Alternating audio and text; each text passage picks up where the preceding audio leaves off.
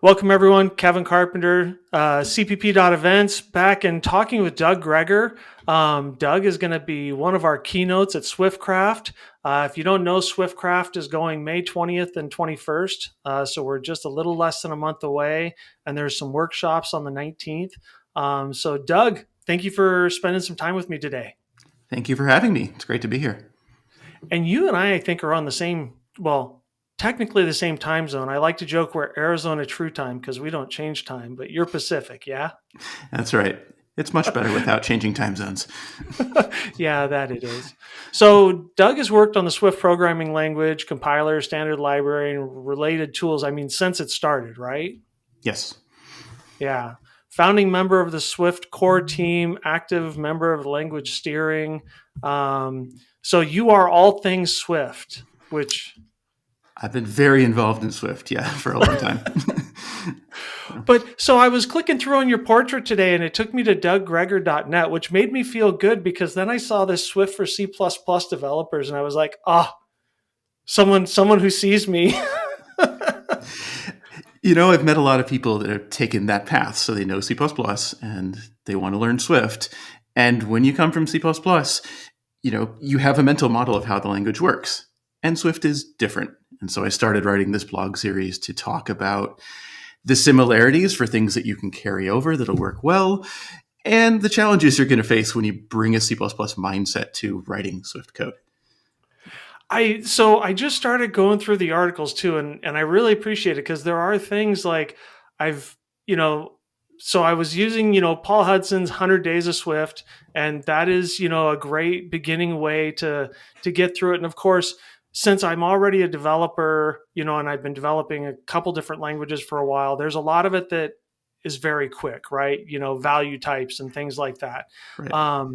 But then there are just enough of those things that are different as you get into it. And I remember one time trying to learn Objective-C. and it's not that far different, which is beautiful, but yeah, so you definitely have a C++ background because I mean you were on the committee for a while as well, right? Right. I was on the committee and I worked on the Clang C++ compiler for a while before we started Swift. So Oh wow. have a foot in both communities. So do you because I was reading one of the articles, how much of this, I'm not sure when the articles are dated, but how much of the Swift compiler are you still spending writing in C++ versus in Swift now? So it's a mix. A bunch of it is still in C++. We started with C++ because obviously we couldn't have started with Swift. Right. And we've been essentially incrementally rewriting pieces so that we can do new code, or as we want to replace a component with a better implementation, we'll write that better implementation in Swift. And so it's a hybrid, and it's going to be a hybrid going forward for years as we replace it piece by piece. But it's still a shipping product, so we're not going to go and do a full rewrite off on the side. It is interesting though how you kind of get that you started off in one language because you need to, because that's how you have to build out the compiler and stuff. And then once you get the tools that you need, then you can be that self kind of replacing. It's sorry, my mind just going through that thinking about it. And it's like that's really kind of a cool thing. So Folkestone is where we have Swiftcraft. This is your first time coming, if I'm correct. Yes, That's right. I've never been. So I love Folkestone. We have a couple conferences there. We like to, like you with doing C++ and Swift, we fit both sides. We have C++ on C, which we've held in Folkestone for a few years. And, that's why we had Swiftcraft. But for anyone new coming, I'm going to talk the heck out of Folkestone is a beautiful town. It's right on the, right on the channel. It's a very affordable place to come to a conference. And so I say that because, I help with a conference in Denver, Colorado for C++. We won't name any names. But if you're going to go to the Gaylord, you could probably go to Folkestone for a month for about the same price. So if you haven't, if you're coming down, so this is your first time, you get off at Heathrow, you take the tube or you take the express over to St. Pancras, and then you take one more train, which is a high-speed train to Folkestone. You're there in an hour and a half. Beautiful ride. The trains are awesome. I mean, I'm in Arizona where we have one train line and it's like you got to drive an hour to hop on it and then you're going to spend twice as much as driving. So, I appreciate the rail system over there. The European rail system is amazing. Yeah. Yeah, that it is. Yeah. So your opening keynote, which is just cool, on progressive disclosures in Swift. And so progressive disclosures, I hadn't heard the term, and so I was trying to look it up a bit. And the one example I found someone gave was that like the dialog box for a save file on Apple, on the Mac OS. If you open it up, you have this very basic dialog, which takes you to where it should be, kind of like a smart default. But then if you expand on it, now you've got all kinds of other options. And so tell me how you use that when you're applying it for what your keynote's going to be. Yeah, sure. So it's progressive disclosure, like it's a design principle, right? Of how you should design something so that people can come in and be productive using something with a little bit of knowledge. And then as they need more power, then they encounter the complexity sort of in pieces. So, I mean, you can think of it as providing a smooth learning curve for whatever you're building.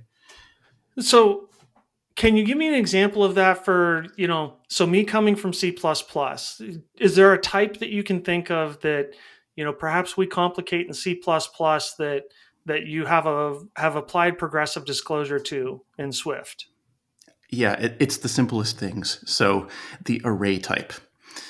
It's like you come into Swift and you'll probably learn how to use arrays and you'll get to write a for loop over arrays. Maybe the next thing you learn is, I can do a filter or a map operation to turn one array into another based on, some operation. And that's pretty easy to get into. It's something you learn early. And you can write a lot of useful code with that, right? You can go and build something interesting. You can write and ship real programs based on that level of understanding array, and it's fine. Yeah. But you can also then, if you want to, go a little bit deeper. You can go and follow array, and array is not some magic thing in the language. Array is a struct that's defined in the standard library. You can go look at the code. It's a generic struct. So, wow, you're into the generic system, right? This level of abstraction. And sort of everything you depend on, it has like another layer below it that you can go and learn about and understand and use for yourself. So just with the array, we talk about iterating. You have a for in loop, walk over the elements of an array, simple thing, right? Mm-hmm. Well, that's the generic system at work. You can see this works because array is a sequence, and you can learn about protocols and how that ties in with the iteration machinery. And go deep in generic programming if you'd like to learn about how the filters and maps are expressed. Oh, wow. Okay. Yeah. And so I can definitely see that. And that, sorry, I just got fears of template programming in C++. So that's an interesting contrast, right? Because template programming in C++ has the problem of forcing complexity on you early if you make a mistake. So the dreaded C++ template error messages problem of, everything's fine and dandy when you're calling sort on something until you give it some bidirectional iterators, and then you get this big, deep, long template instantiation stack, right? And you've thrown all the complexity at the user that you can. We try to design Swift so that doesn't happen. So you want to call sort on an array, it will either just work, or it will tell you, I'm sorry, you can't sort these things because, a list doesn't have a sort operation, or you're missing a comparable conformance for something. And so it's okay if making a mistake pushes you a little bit further down the learning curve. Right. Because, you have to learn about that thing to actually write the code correctly, but it shouldn't throw you off the cliff into a ton of complexity. And so that's the part about smoothing out the learning curve. So you can encounter things as you need them, because maybe you actually need a more complex feature to solve the problem you're trying to solve, or because you've made a mistake and you need to dip your toes a little bit further to understand why it's wrong. Gotcha. So is there, when you think of, progressive disclosure, I'm going to take that you find that to be a big feature of Swift. I mean, as part of the design principles, Is it your top three? Are there a couple others with Swift that you think are up there with progressive disclosure? I Yeah, I think it's up there in the top three. I'd have to think about exactly what the top three are, but certainly performance and expressivity are up there in the Okay, top yeah, three as well. absolutely. But yeah, we talk about progressive disclosure, or sometimes we say approachability, and it is fundamental to our design process because we Hmm. want Swift to be a language that you can start with and then grow into Yep. without having these abrupt shifts. Like I don't know, when I started programming, there's this world of like, well, there's easy programming languages you can use, and you should start out with those, right? It was Right. basic at the time, Yeah. right? But then if you want to write real code, you have to go and write C and C++. And I Yeah. always hated that dichotomy because Yeah. what does that mean, right? You get to a certain level and you have to throw away everything you've learned, everything you've written, and start new. That's awful, right? Instead, we want people to be able to come in, get productive with writing Swift code. And then as they take on bigger challenges, they can go and learn more of the complexities of Swift, because sometimes you actually do need more complex features to solve the problem at hand. Yeah, absolutely true. So it's interesting from the point of platforms and stuff. I wanted to touch on that because when I first started learning Swift, I was learning it, server side, if you Mm-hmm. will, and learning it on a Linux environment, and Mm-hmm. which I just thought was really cool because of we talked on CPP cast and some of the things that are really great about the Swift language. It makes it easy for me to want to move things from C++. There are a lot of great features. But from a point of progressive disclosure, does the platform, does that affect or does that bring any complexity in when you're doing language design, like going from server side versus, UI? Yeah. So I would say platform, as in where you're running your code, I don't think makes a huge difference. Swift is the same basically everywhere. What I think might push you further down the progressive disclosure curve is the Hmm. environment in which you're deploying.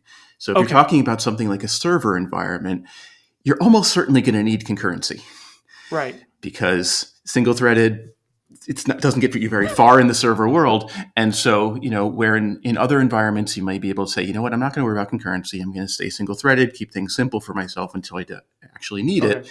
In the server world, you're going to need it. And so you're Right. going to have to learn more of that level of complexity. And there are Gotcha. other environments like this. So if you're in an embedded environment, right, you're writing firmware, Hmm. then you're going to need to pick up some other advanced features, things like non-copyable types, for example, because you maybe can't tolerate an extra memory allocation in Oh certain yeah, places in your absolutely. code. And that's going to force you into, well, I need some of the more complex features, and you're going to have to learn about those to be effective in your environment. Gotcha. So to close things up, can you give me a short elevator pitch of why we want everyone to come to, Lee's Cliff Hall, where you can stand out and see France in the same room that you're going to give your keynote speech to open up the conference? Yeah, so I love the name Swiftcraft, right? It's about the craft of writing Swift code, and I care a lot about that. And I think to understand Swift and use it well, I think it helps to understand how we design and evolve the language and where we're going, what the principles are. And so I hope my keynote can help people understand why Swift is the way it is and how it's going to evolve in the future to meet new challenges. Excellent. And on that, I will say I look forward to seeing you in Folkestone. A little bit, not quite a month out, and we look forward to having everyone there. If you haven't got your tickets yet, head over to swiftcraft.uk and register. And I will see you in Folkestone. All right, we'll see you there. Thank you. Thanks, Doug.